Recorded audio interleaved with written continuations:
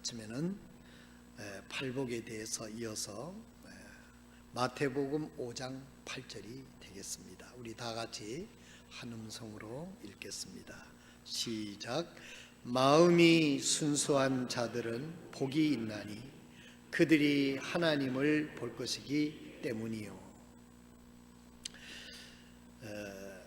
여기서 볼 것이라고 하는 단어, 본다 하는 이 단어는 헬라어로 호라오라는 말인데, 이 말은 단순히 눈으로 시각적으로 본다 이런 의미만 아니고 인식하다, 인지하다, 자각하다는 뜻으로 능동형으로 쓰여졌다는 겁니다.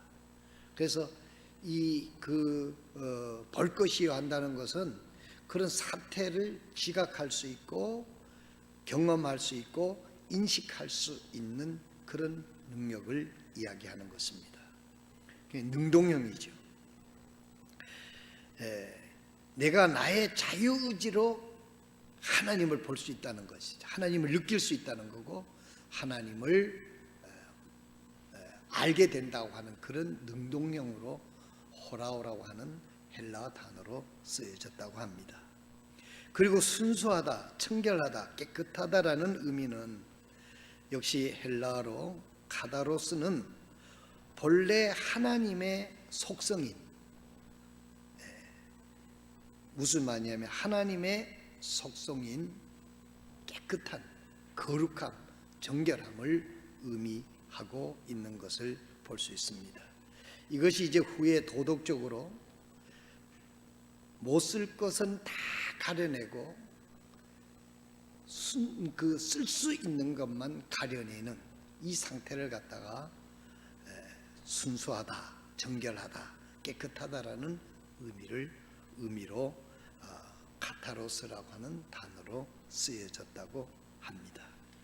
예를 들면 마태복음 13장 34절, 13장 24절, 25절에 보면 그분께서 또 그들에게 다른 비유를 들어 이르시되 하늘의 왕국은 마치 좋은 씨를 자기 밭에 뿌린 사람과 같으니라.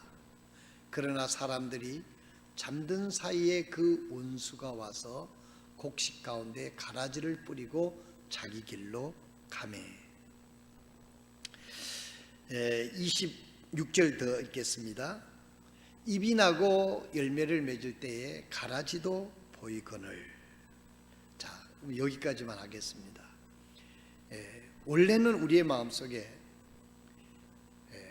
하나님의 거룩한 속성을 주셨는데 또 사탄이 우리들에게 여러 가지 유혹을 심고 탐욕이 일어날 수 있도록 우리의 본성 속에 있는 것을 자극하도록 가라지 같은 것을 우리의 마음속에 뿌린다고 하는 이야기입니다.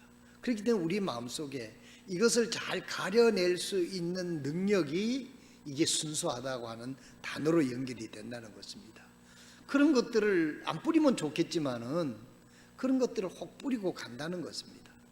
그래서 그런 것들이 이제 보통은 잘 모르지만은 이제 잎사귀가 나오고 돋아나게 되고 열매를 맺게 되면 확연하게 드러나니까 그런 것들을 가려낼 수 있는 능력, 미리 가려낼 수 있는 능력이 마음이 정결하다, 마음이 순수하다, 이렇게 우리가 성경의 본딘말로 이해를 하면 되겠습니다. 오늘 본문 말씀에 이 단어 두 개를 풀이를 했습니다만은 더 우리가 간단하지 않습니까? 마음이 순수한 자들은 복이 있나니.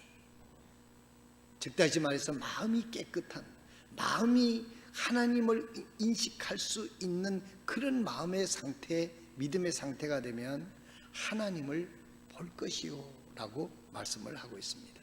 이것이 팔복 중에 이제 나오는 네 번째 복이 되는 것이죠. 하나님을 본다는 것, 이 얼마나 큰 축복입니까?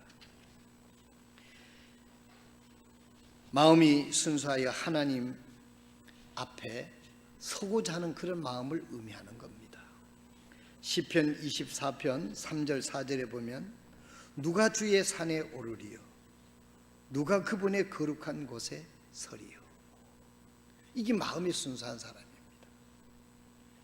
하나님의 성산에 오른다. 그 성경의 구약 성경에 나오는 산은 모두 시온산을 가리키는 겁니다. 하나님의 성전이 있는 곳을 가르칩니다. 하나님의 임재에 있는 곳을 가르치는 것입니다. 그것을 사모한다는 것은 하나님을 사모한다는 것이고 하나님 앞에 인정받고자 하는 거룩한 마음입니다. 사랑하시는 성도 여러분, 우리는 사람들은 모두가 다 인정받기를 원합니다. 자녀들은 부모로부터 인정받기를 원하고 학생은 선생님으로부터 인정받기를 원합니다. 아내는 남편으로부터 인정받기를 원하고 남편은 또 사랑하는 아내로부터 인정하기를 원합니다. 그래서 여러분, 마음을 얻는 것은요, 진정으로 인정해 줄 때에 그 사람의 마음을 얻을 수 있어요. 그 사람을 무시하거나 그야말로 얕보거나 그렇게 하게 되면 그 사람 마음이 점점 다치는 겁니다. 그 사람을 인정해 주고 그 사람을 그렇게 하게 될 때 그분의 마음이 열리는 것처럼, 사랑하시는 성도 여러분, 누구로부터 인정을 받기를 원합니까? 우리가 구원받은 하나님의 백성들은 무엇보다도 하나님으로부터 인정받기를, 그런 사모하는 거룩함이 있기를 주님의 이름으로 축원드립니다. 대개 우리는 그저 사람들로부터 인정받고 세상의 복을 추구하지만은 주님은 우리에게 이렇게 말씀합니다. 마음이 순수한 자들, 마음이 깨끗한 자들, 마음이 청결한 자들은 하나님을 볼 것이요, 하나님 앞에 서기를 원하고 하나님을 만나기를 원하고 하나님으로도 인정받기를 원하는 이 믿음이 하나님을 기쁘시게 하는 것이죠. 하나님께서 이런 사람들과 함께 의논하시고 능력 주시고 은총 주셔서 하나님의 일을 계속 할 수 있는 은혜를 주시기를 위함인 것을 우리는 알아야 되겠습니다.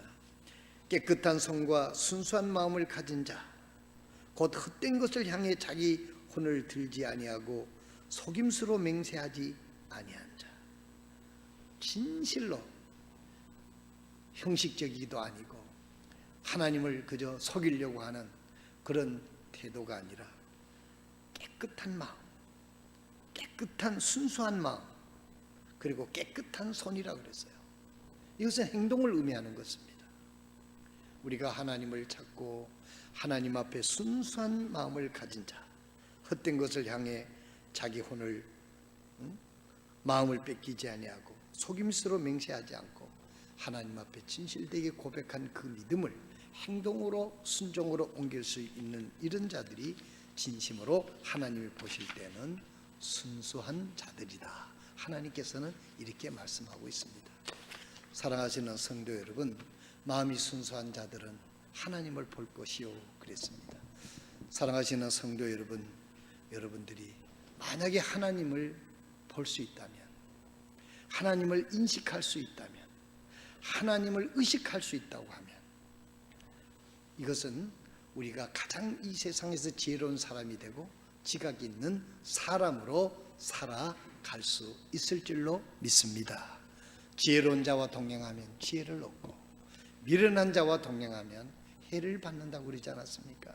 우리가 하나님 앞에 인정받고 하나님을 앞에 인정받기를 원하고 순수한 마음을 애쓸 때에 우리는 하나님의 성품이 우리와 함께 하셔서 하나님과 동행하는 은혜의 복을 받게 될 줄로 믿습니다.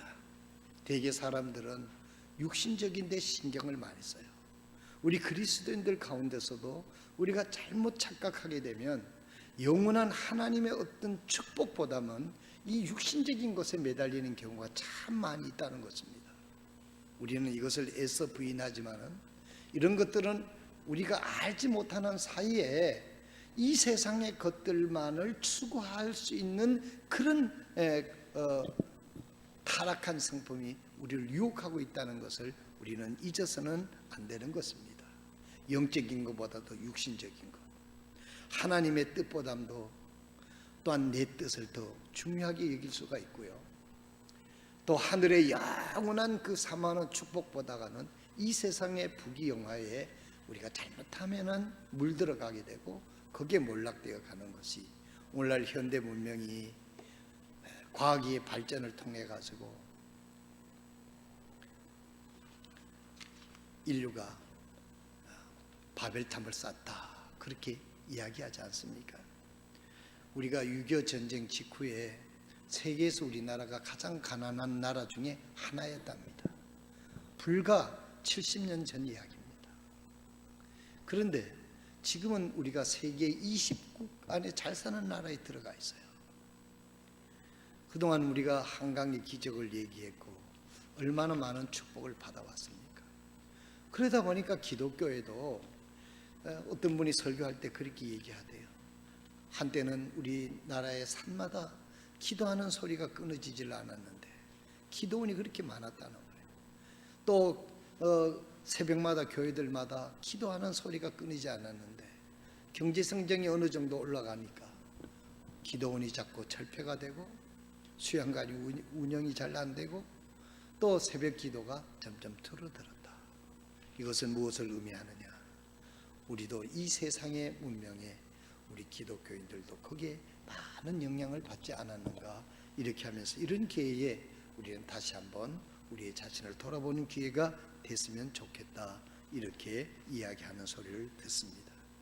우리 그리스도인들도 영적인 것보다는 너무나 현실적이고 육신적인 것을 우리가 무시할 수는 없고 그런 걸 거부하는 것은 아닙니다만은 이런 것에 치우치면 안 된다는 것이죠. 예수님이 이렇게 말씀하셨습니다. 마태복음 10장 28절에 몸은 죽여도 혼을 능히 죽이지 못하는 자들을 두려워하지 말고 오직 혼과 몸을 능히 지옥에 멸하시는 분을 두려워하라, 그렇게 말씀하고 있어요. 너무나 이것은 육신적인만 매여 있는 당시의 사람들을 향하여 주님께서 말씀하시고 있는 겁니다. 몸은 죽여도 영혼을 죽이지 못하는 자들, 즉 사람이나 왕이나 권력은 가진 그런 자들을 두려워하지 말고 영과 혼을, 육신을 영원히 지옥불에 멸하는 하나님을 두려워하라고 주님께서 말씀하시고 있는 것을 볼 수 있습니다. 마태복음 5장 29절에 보면 만일 내 오른 눈이 너를 실족게 하거든 그것을 빼어내어 내게서 내어버리라. 내 지체 중에 하나가 없어지고 내 온몸이 지옥에 던져지는 것이 내게 유익하니라 그랬습니다. 이것은 무엇을 주님께서 강조하는 것입니까? 육신적인 이런 것보다도 영적인 것이 더 소중하고 중요하다고 하는 것을 주님께서 말씀하시고 있는 거예요. 예수님께서 오늘 말씀하시는 것은 마음이 순수한 자들, 마음이 정결한 자들, 마음에 가라지가 없는 자들, 마음이 청결한 자들은 하나님을 보는 복을 받을 것이요, 하나님을 인식하는, 하나님을 의지하는, 하나님의 능력을 사모하는, 하나님의 능력을 믿는 그런 복을 하나님이 주시겠다고 그랬습니다. 오늘 우리가 이런 복을 누리는 게 얼마나 큰 축복입니까? 예를 들면 여러분 성경에 나오는 다니엘이 있습니다. 성경에 나오는 다니엘의 세 친구가 있습니다. 저들은 불 속에 들어가서도 불을 두려워하지 않았어요. 왜 불을 두려워하지 않았을까요? 하나님을 더 두려워했기 때문에 그들은 용광로를 두려워하지 않았습니다.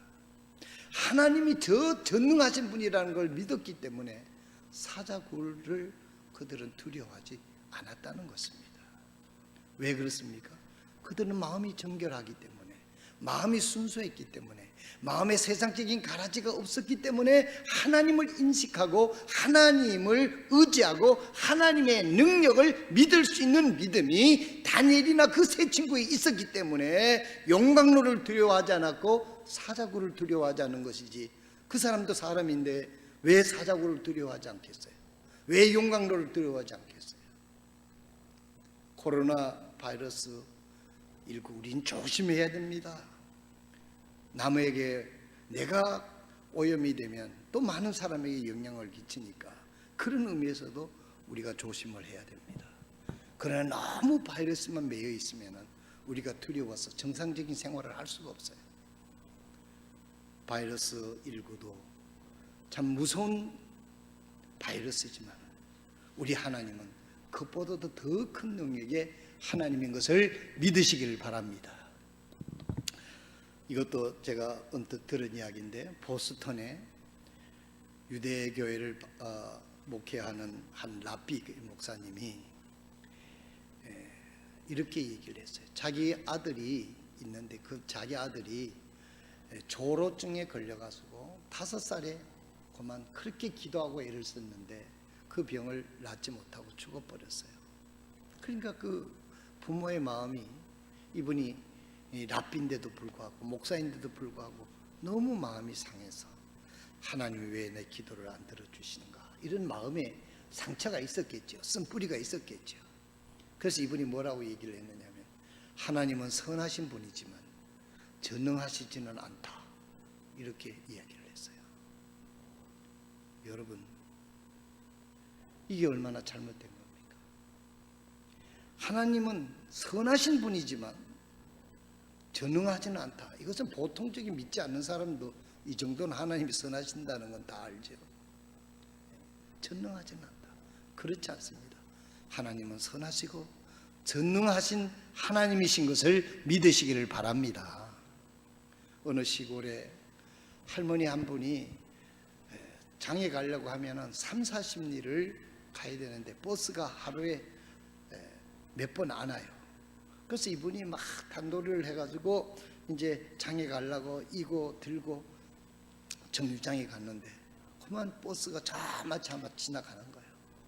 아무리 손을 들고 소리를 쳐도 이 버스는 엔진 소리 듣지 못하고 쭉 가는 겁니다. 그래서 이 할머니가 그 정류소에 또 다음 버스가 올라오면 서너 시간이 있어야 되는데 거기 앉아가지고 참 울기도 하고, 아휴, 내가 이런 산골에 이래 살아서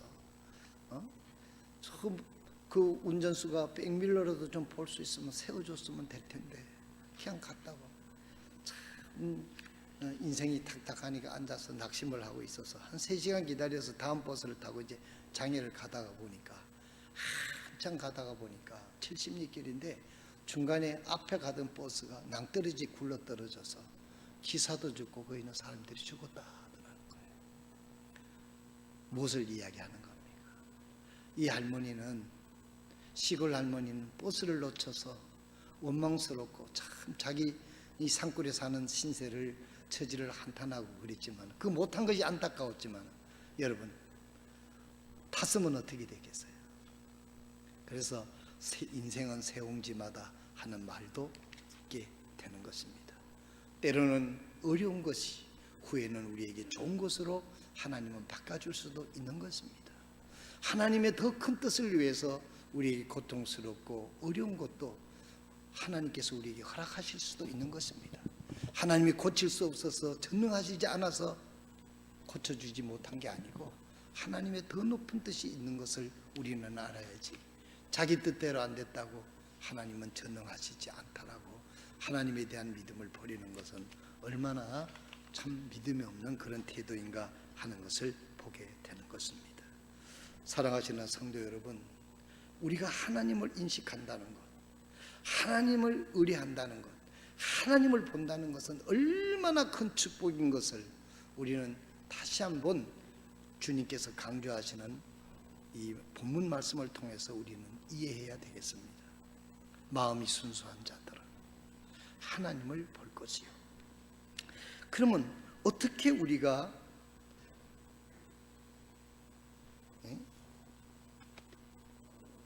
순수한 마음을 가질 수 있는가?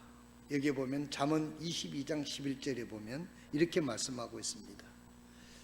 마음의 순수함을 사랑하는 자는 마음의 순수함, 마음의 정결함, 하나님을 인식하는 것을, 하나님을 생각하고 하나님 앞에 서는 것을 좋아하는 자는 그의 입술의 은혜로 인하여 왕이 그의 친구가 되리로다 그랬습니다. 여러분, 이 세상에서는요, 마음이 순수하고 하나님을 아는 사람을 사귀기를 원해요. 사기꾼을 사귀기를 원하겠어요? 진실한 그리스도인, 여기에 왕의 친구가 된다는 것은 왕도 그에게 묻는다는 거 아닙니까? 왕도 가까이 두고 싶은 사람이 된다는 이야기 아닙니까? 마음이 순수한 것은 이렇게 소중한 것입니다. 우리가 어떻게 하면 하나님을 인식하고 하나님을 보고 하나님의 앙망하는 사람이 될 수 있을까요? 첫째, 우리는 마음이 순수하려고 하면 우리는 기도하는 삶을 살아야 됩니다. 우리가 하나님 앞에 나와서 말씀을 묵상하면서 기도하면 하나님께서 내가 어떤 사람이라는 것을 먼저 보여주셔요. 그럼 우리가 하나님 앞에 회개하게 됩니다. 하나님 우리 영혼과 정신 상태를 순화시켜 주시는 것이죠. 그리고 하나님을 바로 볼 수 있는 은혜가 되는 거예요. 여러분, 하나님을 본다는 것은 놀라운 축복이 아닐 수가 없습니다. 이번에 대구 지역에 대구 이동수 목사님께서 이제 거긴 대구는 뭐 여러분이 잘 아시는데도 전혀 예배를 못 하니까 지난주에 그 방송 설교를 뭐 하려고 하니까 1000명 정도 구독자가 있어야 뭐 해준대요. 그래가지고 못했다고 하면서 많이 구독해달라고 페이스북에 올린 것을 읽어봤습니다. 제가 어떻게 하는지 잘 못해서 못했는데 대구가 지금 요즘에 어렵지 않습니까? 그래서 생각이 나서 옛날에 예화 모집을 했던 것을 생각이 나서 오늘 이 시간에 여러분이 전에 들었던 것입니다만은 다시 한번 소개해 드리도록 하겠습니다. 대구에 가게 되면 그 유명한 시장 있잖아요. 이번에 텔레비전에 보니까 그 시장도 다 폐쇄를 하고 아무도 사람이 없대요. 서문시장이라고. 그런데 그 시장에 약재상을 하는 분이 하나 있었는데 그분이 전도를 받고 예수를 믿었어요. 그런데 이분이 예수를 믿는데 아주 학식이 있는 분이에요. 그때 당시에는.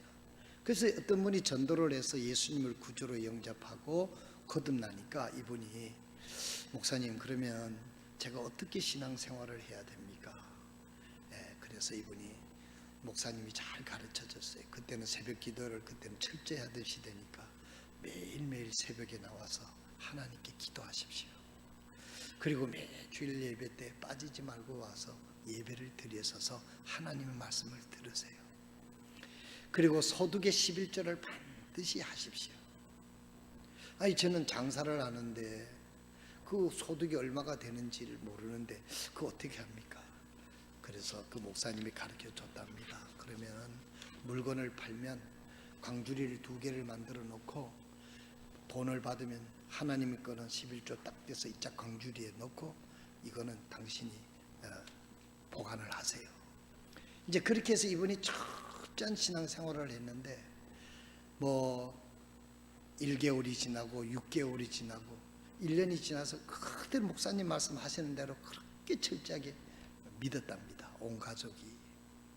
그 이제 가부장 제도니까 그분이 이제 예수를 믿고 가족들 다 전도를 해서 이제 다 믿게 해서 철저히 신앙생활을 철저히 하는데, 아니 1년이 되고 6개월이 되고 6개월이 되고 1년이 됐는데도 아무런 뭐 수입이 더 늘어나는 것도 없고 그런 것이 없어요. 그래서 그런데도 불구하고 이분이 인내하고 끝까지 새벽 기도를 쭉 나왔는데 새벽 기도에 그렇게 뭐 많이 나오질 않더라는 겁니다. 그분 얘기가. 이분이 새벽 기도를 나가서 하는데 반은 자고 반은 기도를 했대요. 그래서 앉아 기도를 하는데 어느 날 기도를 하는데 기도를 그렇게 생활을 하는데 시골에 사는 자기 형님이 그때 당시 6.25 직후 호열자라는 병이 유행을 했답니다. 오늘날로 말하면 콜레라죠. 콜레라. 전염병이죠. 그러니까 이분이 약방을 하고 그러니까 시골에 사는 형님이 조카를 이 정규만이라고 하는 이분한테 보낸 거예요. 네가 약방을 하니까 네 조카 한번 살려봐라. 우리 집 장손이다. 그러니까 뭐 그때 당시만 해도 뭐 그 형제지간에 우애도 없고 이제 서로 그러는 시대였잖아요. 그래서 이분이 뭐 거절하지도 못하고 자기 옷방에다 갖다 놓고 열이 펄펄 나고 그러는데 자기가 아는 상식대로 암만 약을 끓여 먹어도 차도가 없어요. 그래서 늘 새벽에 나가서 또 기도 제목이 하나 늘어서 기도를 하는데 그날 기도하다가 보니까 반은 자고 반은 깨어있고 자다가 꿈을 꾸는 거예요. 기도 시간에, 새벽 기도에 꿈을 꿨는데 생생하게 어느 그 들판을 지나서 산 계곡을 인도를 보여주시는데 거기 가니까 많은 약초들이 막 있더라는 거예요.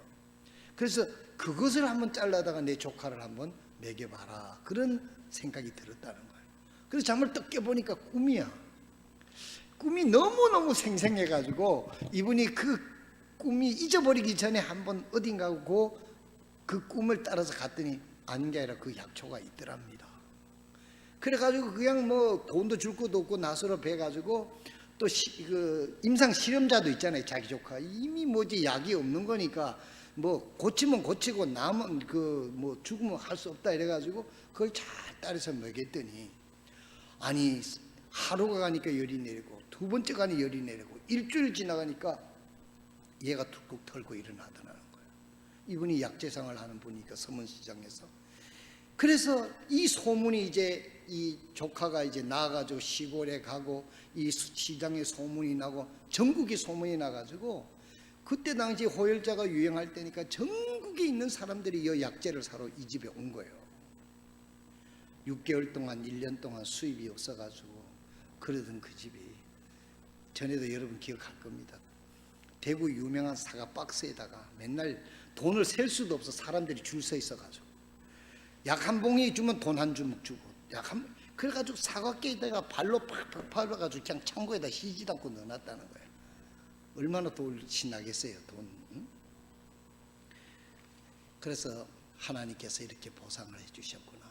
그래서 이분이 여기 보니까 이 교회 사진도 있는데 무지하게 커요. 57년도에 이 교회를 세웠어요. 이분이 다니는 교회가 57년도에 교회당을 짓는데 57년도면 언제냐면 유교가 일어나서 휴전된 지 4년째 됐네. 그때 얼마나 어려운 시대입니까? 근데 엄청난 교회당을 짓는데 이분이 그 교회 90%의 그 교회당 건축비를 다 냈답니다. 오늘 여기 자세히 읽어보니까 정규만 장로라고 하는 분인데, 그래서 저 전라도에 가서 그 좋은 돌을 그때 당시에 GMC 트럭에다 실어가지고 석조 건물로다가 엄청난 큰 교회당을 다 지었어요. 그리고 하나님께 바쳤어요. 이것은 내가 짓는 게 아니고 하나님께서 축복해 주신 것을 바쳤습니다. 그리고 이분이 그 교회 유명한 것이 뭐냐면 뭐 교인도 수천 명 되고 그때 한참 6.25 전쟁 끝나고 참 복음을 잘 받아들일 때니까 그래서 이분이 교회당을 다 짓고 목사님 찾아와서 목사님 제가 저 평안남도 그쪽에 가서 조용히 주님을 섬기겠습니다. 뭐 평안남도인지 강원도인지 모르겠어요. 거기 가서 주님을 섬기 평안남도가 아니겠지. 그때는 이미 휴전선이 갈려져 있으니까 강원도 저 양궁가 어디 제가 가서 시골 교회를 가서 섬기겠습니다. 제 돈도 벌만큼 벌었고 이제 그것도 이제 자식들한테 물려주고 왜 그러십니까 여기서? 그러니까 이분이 목사님 내가 이 교회에 있으면 하나님의 영광을 가로챌 것 같습니다.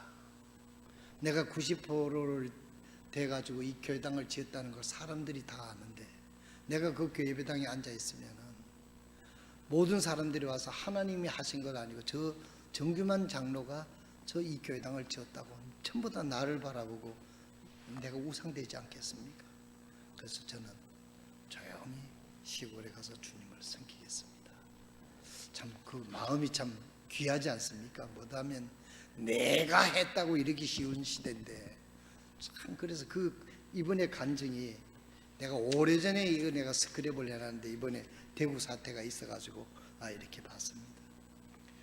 사랑하시는 성도 여러분, 하나님은 우리에게 눈을 떠주게 해주시고 하나님은 우리를 인지하게 해주시고 하나님을 본다고 하는 것은 이 놀라운 은총이 아니고 축복입니다. 그래서 성각자라고 하는 말이 있어요. 성각자라고 하는 것은 미리 본다는 뜻입니다. 하나님 마음이 순수한 자는 하나님을 볼 것이요 이렇게 했습니다. 기도하는 삶을 살아야 됩니다. 두 번째로는 우리는 하나님의 말씀에 사로잡혀서 사는 삶이 되어야 됩니다. 하나님의 말씀에 사로잡혀 산다는 삶은 뭐냐면 하나님의 말씀을 듣고 그 말씀대로 철저하게 순종하는 삶을 살아야 된다는 뜻이에요. 하나님을 머리로만 알고 있고 지식적으로만 알고 있는 그런 사람들은 맞습니다. 하나님의 말씀을 읽고 하나님의 말씀에 쌓여서 하나님의 생각대로 하나님의 말씀의 바탕대로 움직이고 순종하는 그런 삶이 될 때 하나님께서 우리의 영적인 눈을 뜨지게 해주신다는 거예요. 그래서 가라지와 참씨앗을 알아볼 수 있는 지각력이 우리가 있게 되는 거예요. 어떤 것이 옳은 것인지, 어떤 것이 하나님을 기쁘게 하는 것인지, 어떤 것이 성령의 인도인지, 어떤 것이 내 욕심인지를 하나님께서 분별해 주시는 것입니다. 성도 여러분, 기도의 삶, 그 다음 이제 하나님 말씀에 사로잡히는 삶. 이제 수요일과 이제 주간에 예배가 없으니까 성도 여러분, 집에서 교회에서 아웃라인을 만들어 주시고 주보 그런 소리 하지 마세요. 성경을 무조건 읽으세요. 기도하면서. 이번 기회에 성경을 일독도 할 수도 있고 신약을 일독할 수도 있고 요한복음을 일독할 수도 있고, 자녀들 쭉 모아놓고 가장이 말이에요. 자, 오늘 저녁에 우리 수요일 가정 예배를 하자. 그리고 어줍잡게 설교하려고 하지 말고 여러분 성경을 돌아가면서 한 장씩 쭉 읽고, 그리고 서로 돌아가면서 기도하고, 그게 그 가정 속에서 하나님이 우리에게 말씀해 주시는 거예요. 이제까지 우리가 그렇게 못했다면 이번에 우리 교회의 가장들은 그런 것을 한번 실현해 보세요. 하나님은 어쩌면 우리에게 이런 가정 예배를 회복시키고 우리가 가정에서 말씀으로 인도할 수 있는 그런 가정이 될 수 있도록 우리에게 기회를 주신 것이 아닌가도 생각해 볼 수 있기를 바랍니다. 수요일 예배 없고 문 예배 오니까 참 좋다, 여러분 그러지 마시길 바랍니다. 그 시간에 성경을 읽고 돌아가면서 한 장 읽고, 성경 자체가, 그리고 의문 나는 거 있으면 적어서 부목사님이나 목사님에게나 물어보세요. 이제까지 내 성경 읽다고 물어본 사람 내가 거의 못 봤어요. 우리 박연영 자매나 가끔 물어볼까. 그랬으면 얼마나, 정말 성경을 읽다가 정말 이해를 못 해가지고 한다고 하면 얼마나 마음이 기쁘겠어요. 그런 사람에게 성경을 가르쳐주면 또 그대로 받아들여요. 근데 삐딱한 마음을 가지고 이거 목사님이 어떻게 대답하나 하고 그 어려운 질문을 가지고 오는 사람들도 있단 말이에요. 예수님 당시에 바리새인들은 안 그랬습니까? 여러분, 정말 성경을 이번 기회에 여러분들이 가정에서 가정 예배의 회복, 그런 은혜가 있어서 여러분 가정에 하나님이 이 가정의 주인이시고 여러분 개개인이 하나님을 볼 수 있는 은혜가 여러분 모두에게 있기를 진심으로 바랍니다. 세 번째로는 우리는 어떻게 해야 됩니까? 기도하고 말씀을 읽고 하나님이 우리에게 죄를 보여주신다든지 욕심을 보여주신다든지 잘못 길을 가고 있다는 것을 성령님께서 말씀을 읽고 기도할 때 알려주십니다. 그럴 때 그 죄를 자백하고 버려야 돼요. 그 죄를 자백하고 버리면 우리의 마음이 깨끗해지는 거예요. 하나님은 어떤 사람을 쓰십니까? 하나님은 소재를 보지 않아요. 금그릇이냐 은그릇이냐 보지 않고 하나님은 깨끗한 그릇을 쓰신다 그러잖아요. 디모데후서 2장에 보면 그렇지 않습니까? 금그릇이냐 은그릇이냐가 문제가 아니라 깨끗한 그릇을 주인이 쓰신다고 그랬어요. 소재가 문제가 아니에요. 내가 얼마나 많이 아느냐, 얼마나 배웠느냐, 내 환경이 있느냐. 환경이 좋고 많이 알고 그러면 좋기는 좋겠죠. 더 중요한 것은 소재가 아니라 깨끗한 그릇이 되어야 된다. 깨끗한, 우리가 설거지를 해서 잘 씻으면 깨끗해지는 것처럼 우리의 심령 속에 묻어있는 죄를 예수의 피로, 우리가 주님 앞에 요한일서 1장 9절에 보면 우리 하나님은 미쁘시고 의로워서 우리가 우리의 죄를 자백하면 하나님께서는 우리의 죄를 모든 불의에서 깨끗하게 해주신다고 그랬습니다. 하나님의 이런 은혜가 여러분에게 있기를 바랍니다.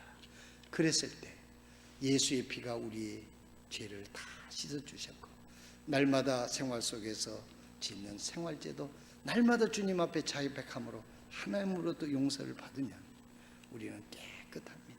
괜히 색안경을 끼고 세상을 바라보면, 붉은 안경을 쓰고 세상을 보면 전부 다 붉게 보입니다.